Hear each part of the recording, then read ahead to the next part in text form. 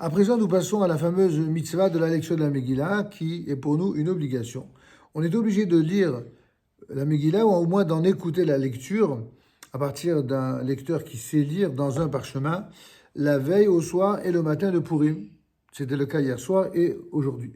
Toute la nuit est autorisée pour la lecture de la veille, et toute la journée pour celle du jour, depuis le lever jusqu'au coucher du soleil. En principe, il est même possible de la lire avant le lever du soleil, à partir de l'aube. Les femmes comme les hommes sont obligés d'entendre la Megillah.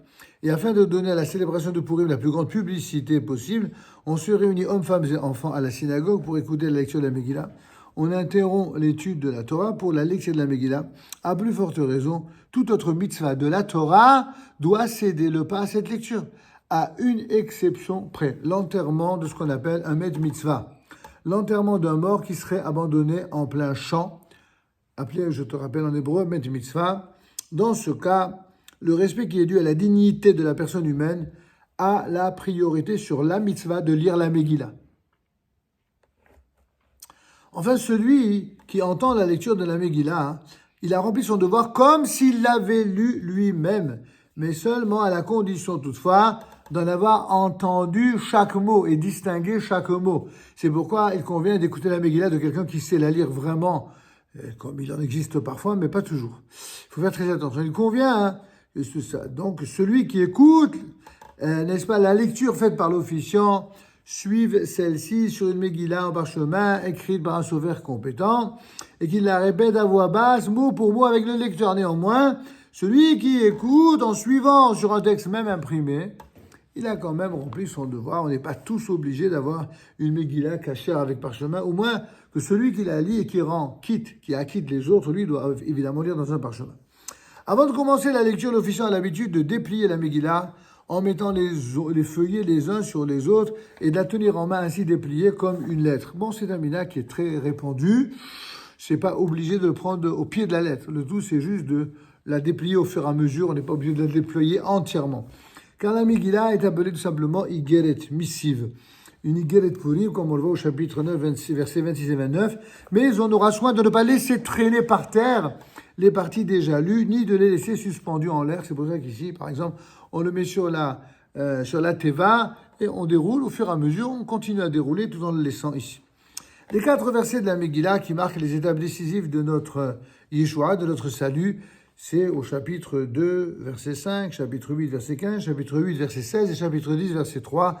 Ces 4 psukim, ces 4 versets sont lits à haute voix par l'assistance et évidemment repris à haute voix par l'officiant, par le chazan ou le rav qui lit la Megillah.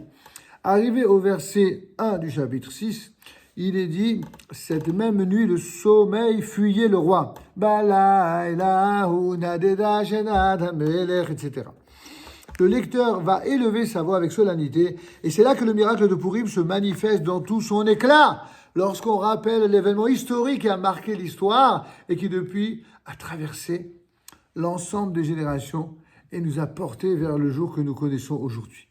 En effet, les noms des 10 fils de Haman, qui sont précédés par les mots Hamesh Ve'ot Ish, 500 hommes, etc., au chapitre 9, versets 6 à 10, sont prononcés d'un même souffle en une seule fois. etc.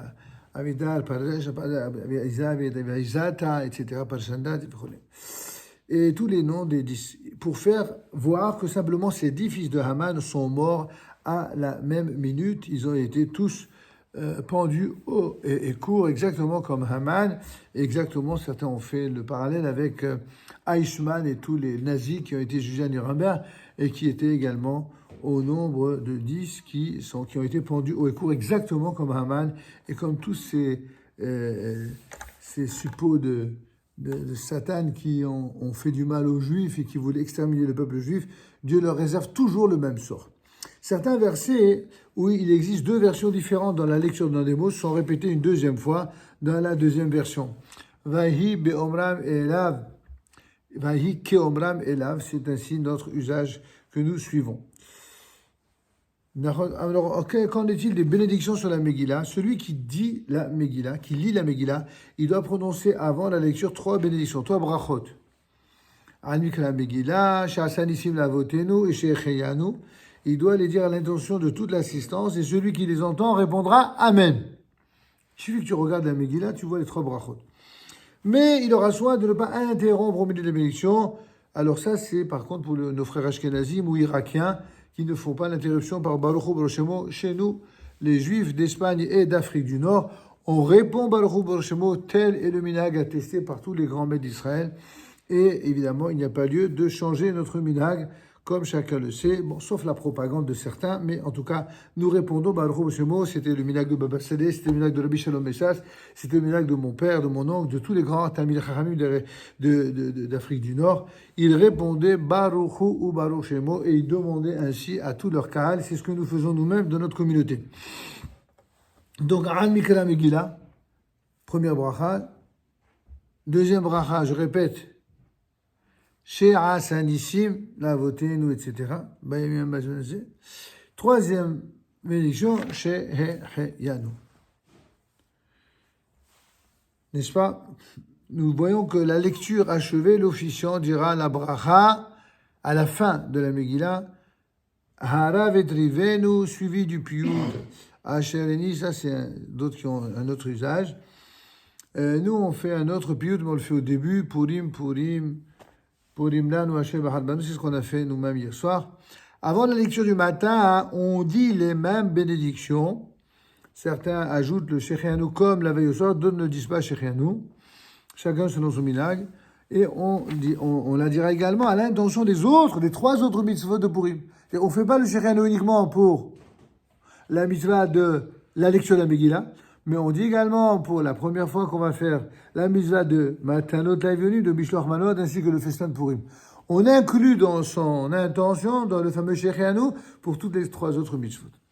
Celui qui dit la Megillah pour un particulier, ça peut arriver, quelqu'un qui est malade, ou alors une femme qui est enceinte, qui ne peut se déplacer, etc. Il devra dire les bénédictions avant, mais non celles qui se dit après. Celui qui a déjà lu la Megillah dans un office public et qui vient la lire devant un autre public, il peut dire une deuxième fois les brachot avant et celle après la lecture. Pourquoi? Parce qu'il le dit pour rendre quitte la personne. Avant de dire cette bénédiction finale, on a l'habitude de refermer la Megillah, c'est-à-dire de réenrouler, car ça n'est pas tellement un derech kavod, c'est pas très respectueux de laisser ouvert un texte sacré après en avoir achevé la lecture, tout comme d'ailleurs, quand on termine une prière, il faut fermer son livre, il ne faut pas laisser le livre ouvert, ce n'est pas une bonne chose. Dans les communautés de Red Sefarad, on ne dit pas les bénédictions lorsqu'on dit la Megillah, par exemple, pour une femme, ou chez les Ashkenazim, on emploie pour une femme la formule Lishmoa Mikra Megillah, une autre bracha. D'accord? C'est bon.